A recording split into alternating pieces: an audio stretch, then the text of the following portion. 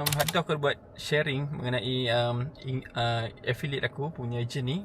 So dalam minggu lepas yang tu aku ada withdraw. Maksudnya aku keluarkan duit affiliate aku tu. Time tu tak banyak, dalam RM60 je. Sebab biasanya aku akan withdraw sajalah.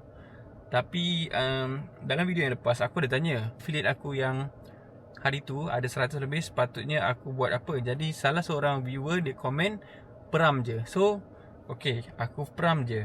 Hari ni aku akan check berapa banyak currently yang running So this is it. Akan share kat korang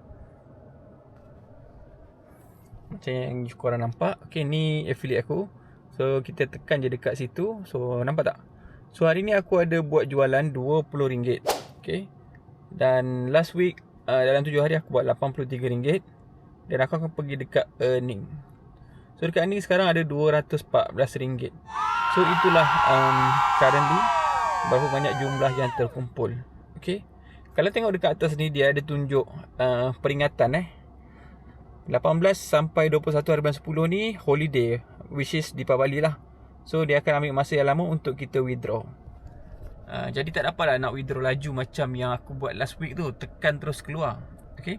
So sekarang ada RM214. Apa yang patut aku buat? Adakah aku patut teruskan peram ataupun withdraw? Cuba komen dekat bawah. Bye.